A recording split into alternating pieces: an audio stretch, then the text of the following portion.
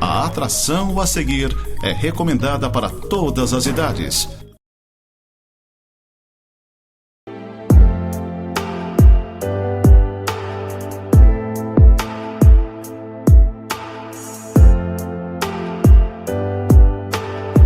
Olá, gente amada, gente querida, que a graça do nosso Senhor Jesus Cristo esteja com cada um de vocês em meio à sua casa, em meio à sua família. Como eu sempre digo, eu sempre falo isso aqui, é uma honra, é uma alegria muito grande poder adentrar o seu lar, sempre com uma palavra de vida, uma palavra de esperança.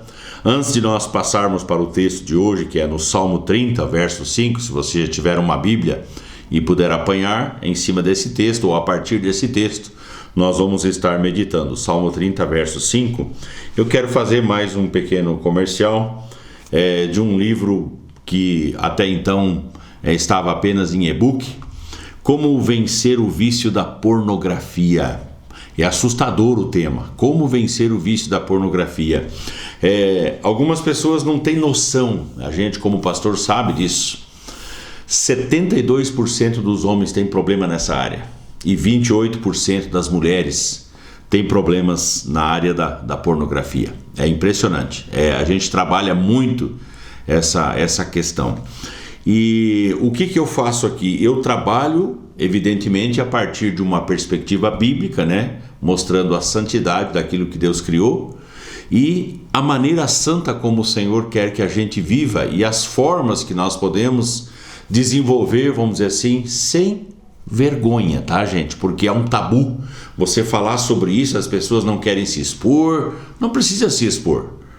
Você leia o livro, você vai encontrar aqui o ferramental, as ferramentas para orientar você e para você tomar uma posição. É impressionante como esse material tem ajudado pessoas a vencer esse vício. Como vencer o vício da pornografia? Chegou essa semana e já estou colocando à disposição. Você pode fazer contato comigo por esse telefone que fica aí embaixo. Eu mando para você, mando entregar na sua casa, tá bom? Faça contato comigo se você tiver interesse ou se você conhecer uma pessoa que tem problemas nessa área e pode ajudar com essa literatura. Você pode presentear esse livro, pode mandar de presente, enfim. É uma área onde nós vamos trabalhar muito, tá bom? Salmo 30, verso 5, na palavra do Senhor, diz assim: porque não passa de um momento a sua ira. Graças a Deus que não passa de um momento a ira de Deus. O seu favor dura a vida inteira. Temos aqui um paralelismo antitético, ou seja, duas teses contrapostas. Ao anoitecer pode vir o choro, mas a alegria vem pela manhã. Queria que você guardasse essa última frase. Ao anoitecer pode chegar o choro, mas a alegria vem pela manhã. O subtítulo aqui nesse Salmo de Davi é Cântico da Dedicação da Casa. E eu vejo pouca coisa aqui da dedicação da casa. Eu vejo mais como sendo um salmo de ação de graças pelo livramento e por aquilo que o Senhor fez na vida dele. O salmo de ação de graças, nós temos algo em torno de 30 salmos dos 150, então nós teríamos aí 20% dos salmos com a designação de salmos de ação de graças. O motivo, provavelmente Davi tenha alcançado a cura de alguma enfermidade, porque no verso 2 do Salmo 30 ele diz: Senhor meu Deus, clamei a ti por socorro e tu me saraste. Deus sarou, Deus curou, provavelmente alguma dor, alguma enfermidade que ele tinha, e ele então faz a composição desse salmo. Qual enfermidade? Nós não sabemos, mas nós conseguimos perceber aqui a sua dor. O que nós vamos aprender nesse Salmo 30? Nós vamos aprender com Davi que por mais que a noite da aflição ou da angústia seja longa, o sol despontará no horizonte e a alegria da vitória certamente chegará. Você pode chorar uma noite inteira, mas eu declaro sobre a sua vida, como o Salmo declara, é um tempo só, porque a alegria vem pela manhã. A duração do choro, chegaria ao anoitecer, segundo o que o salmista fala aqui, e ele poderia até durar a noite toda, mas amanhã vai raiar e a alegria do Senhor vai chegar. uma certeza nós temos: a alegria, ela chega pela manhã e a dor cessa exatamente pela manhã. As misericórdias do Senhor, elas se renovam sobre as nossas vidas. Nós temos que ter isso plenamente no nosso coração. As misericórdias, elas se renovam.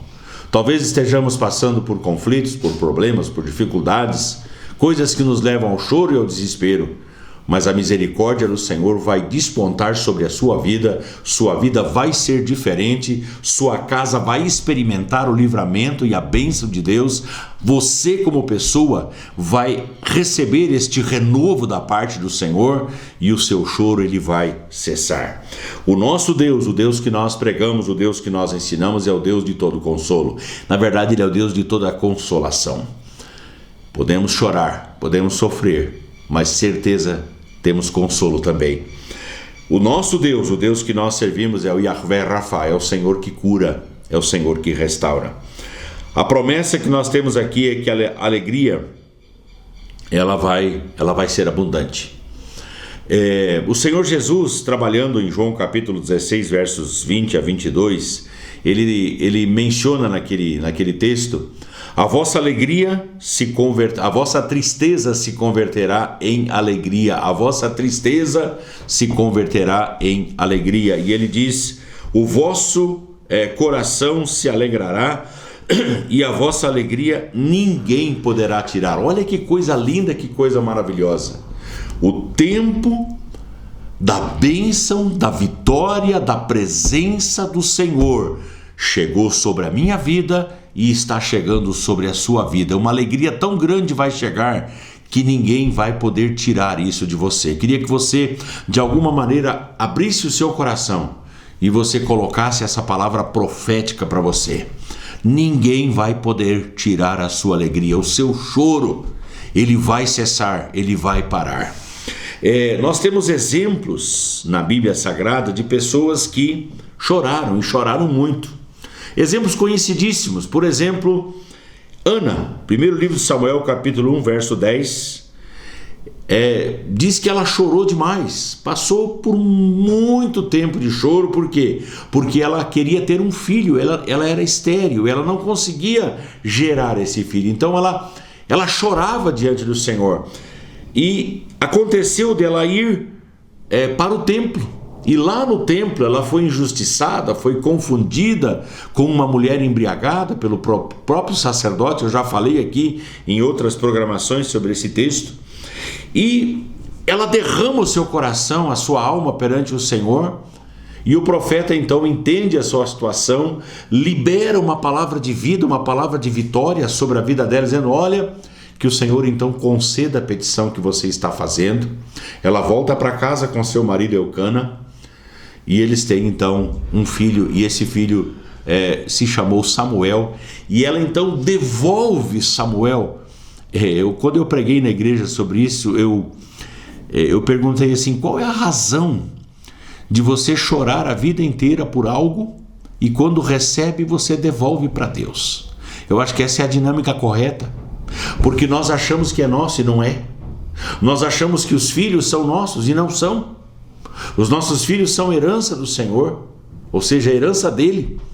E ele nos dá os filhos por um tempo, para que a gente cuide, para que a gente trate, para que a gente consiga fazer deles pessoas lindas, pessoas maravilhosas, pessoas úteis no reino. Esses dias eu falei na igreja: não tem coisa mais linda do que a gente criar uma família, do que você criar filhos, e esses filhos estarem todos na casa do Pai, todos na igreja, de alguma maneira envolvidos em algum ministério, servindo ao Senhor, servindo a igreja, que é o meu caso. Eu não criei os meus filhos para eles serem milionários, para eles serem ricos. Eu não criei os meus filhos para eles serem famosos. Se isso acontecer, é uma consequência. Mas eu criei os meus filhos para que eles pudessem ser servos do Deus Altíssimo. Minha maior alegria é poder ver os meus filhos envolvidos no ministério, seja em que ministério for. Geralmente eles estão ligados à área da música, à área do louvor, e isso para mim me basta. Eu fiz a minha parte, eu fui zeloso, eu fui dedicado. E aqui nós temos essa mulher chamada Ana, que ela ela chorou abundantemente, o Senhor a abençoou, e a alegria dela durou a vida inteira. Por quê?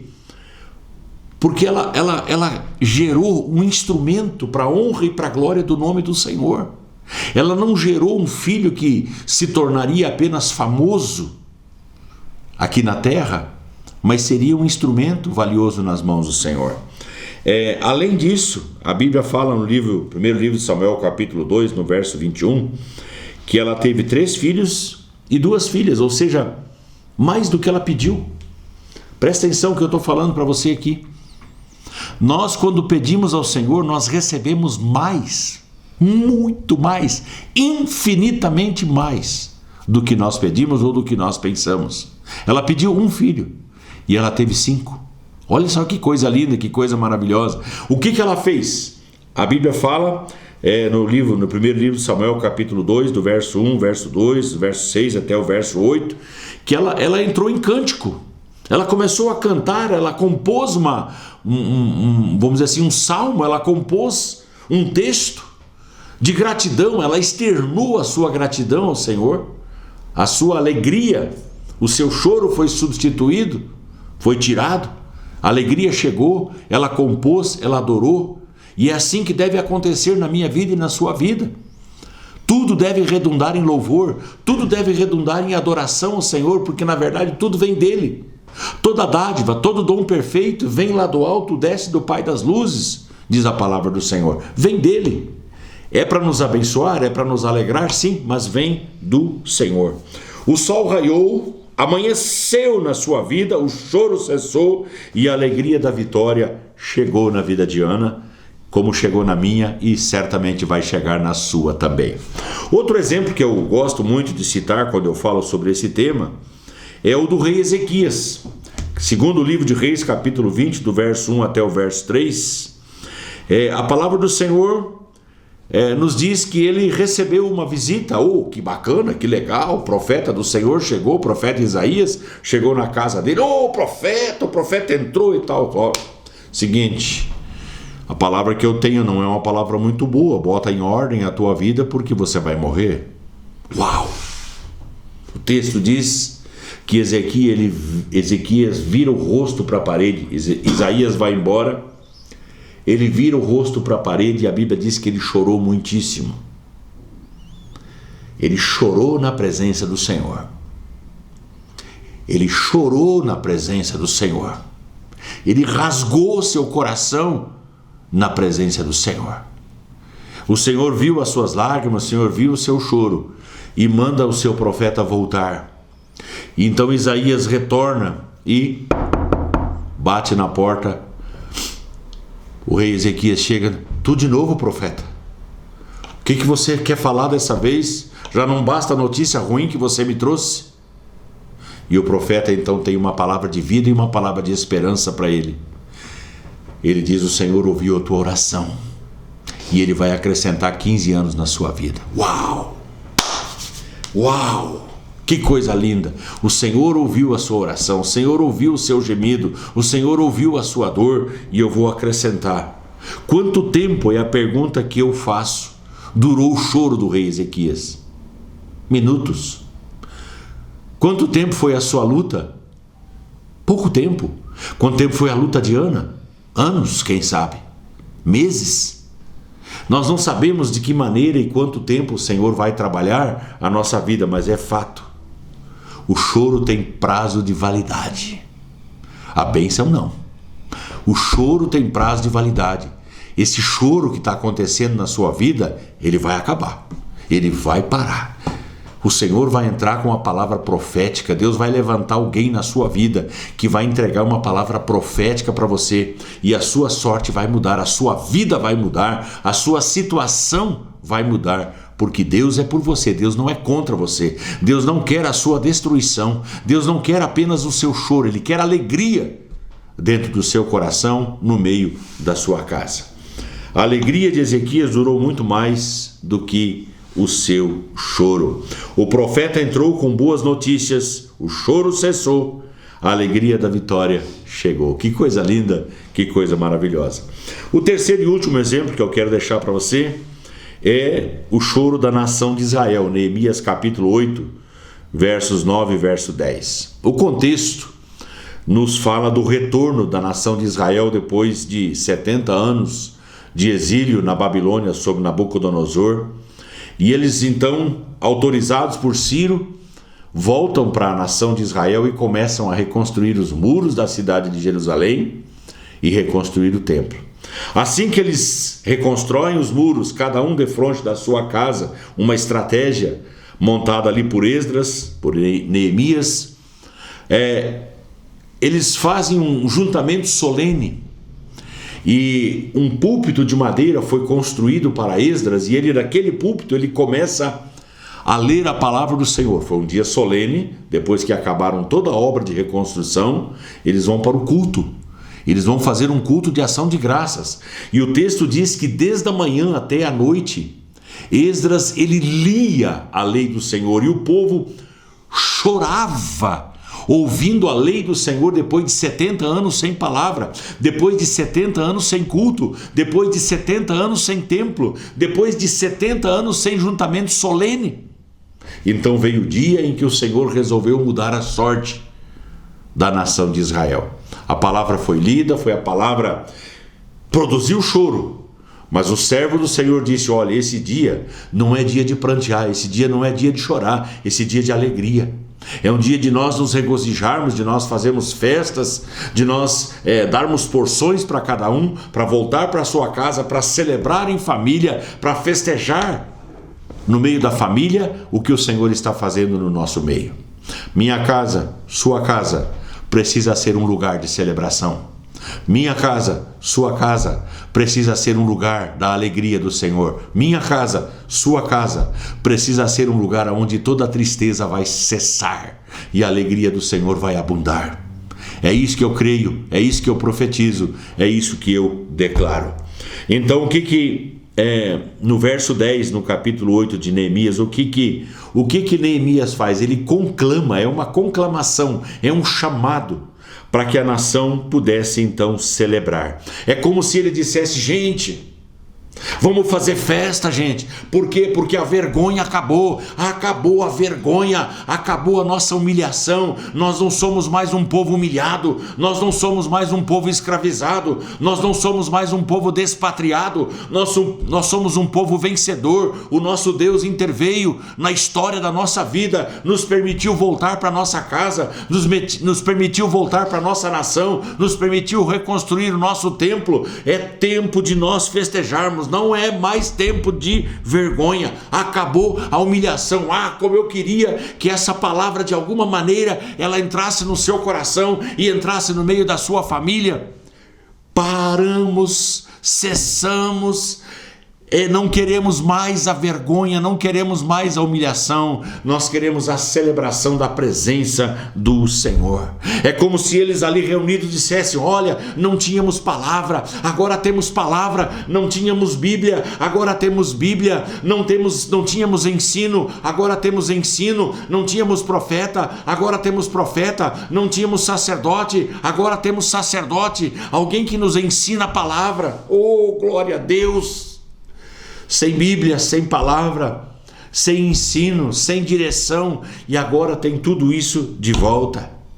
Sim, é como se nós hoje disséssemos: não temos igreja, nossa igreja caiu, nossa igreja ruiu, o tempo e o templo acabou, mas o Senhor restaurou a nossa sorte e nossa boca se encheu de riso e nós ficamos como quem sonha, que é o Salmo 126, o salmo composto justamente nesse tempo de retorno do exílio na Babilônia, e agora de volta, repatriados, eles compuseram esse cântico, o Salmo 126. Eu gosto demais do Salmo 126. É como se eles dissessem: nós não éramos mais povo, mas hoje nós somos povo de Deus. Hoje nós pertencemos ao Senhor, a nossa dignidade ela foi restaurada. Aquilo que o inimigo roubou, aquilo que o inimigo tirou, o Senhor está nos devolvendo centuplicadamente. É nisso que eu creio e por isso eu profetizo um tempo de vitória, um tempo de regozijo, um tempo de alegria no meio da sua casa, no meio da sua família. E escute aqui o que eu estou falando.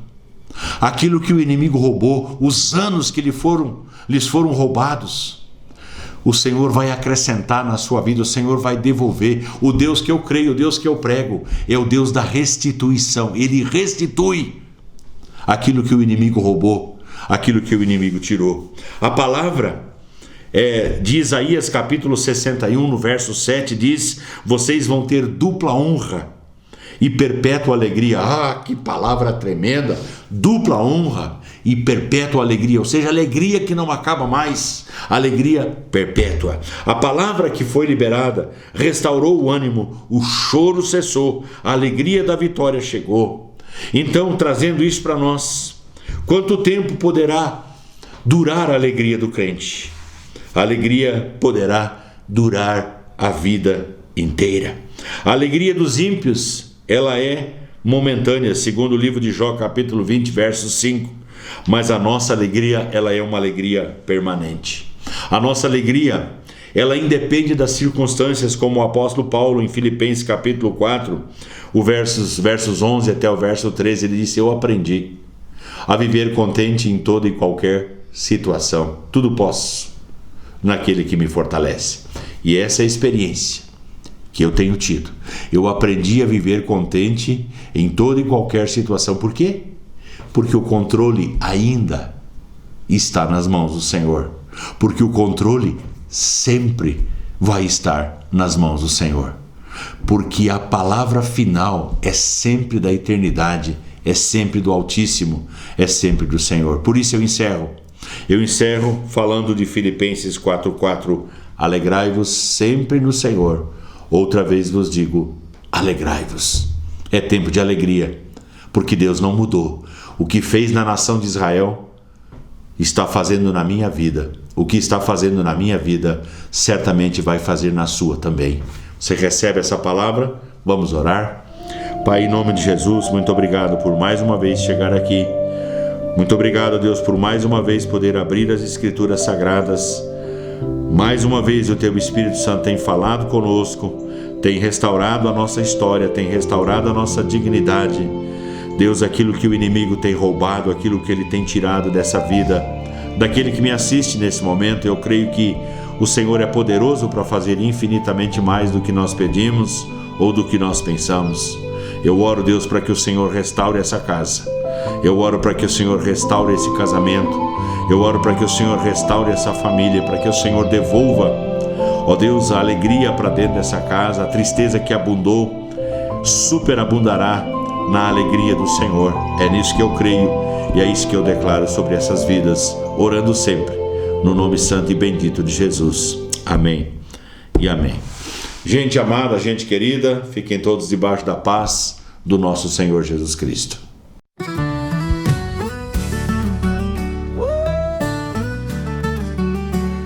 Momento sagrado que vem, transforma tudo que tem. Coração se abre então, para seguir na missão. Restaurando cada alma, trazendo paz e calma. Vida nova renasceu, fé no amor que cresceu. Ó Jesus, nosso guia, amor e fé todo dia. Gratidão no coração, para sempre em oração. Luz divina brilhar, nos faz juntos caminhar, transformando o coração para sempre em oração. Luz divina brilhar, nos faz juntos caminhar, transformando o coração em cada gesto uma canção. Cuido com carinho do nosso irmão vizinho, com fé a nos erguer, amor ao próximo viver. Ó Jesus, nosso guia. Amor e fé todo dia, gratidão no coração, para sempre em oração. Programa Momento de Santidade, Nova Era TV, lá de Santa Catarina.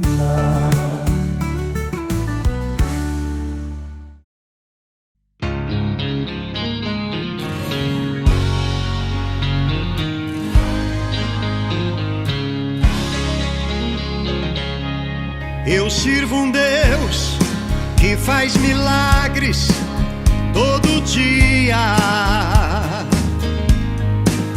Ele é o Deus que faz sinais e maravilhas. Só Ele é Deus sobre a terra e o céu. Ele é grande, Ele é bom e fiel. Ele me deu todo o amor do céu, tão divino. Seu Filho Jesus, que naquela cruz mudou meu destino. Quando eu pensei estar só, não estava, porque o meu Deus me acompanhava. Ele é o que eu preciso todos os dias. Ele é a verdade, estou seguro, pois Ele não muda, não tem variação. Esse é o Deus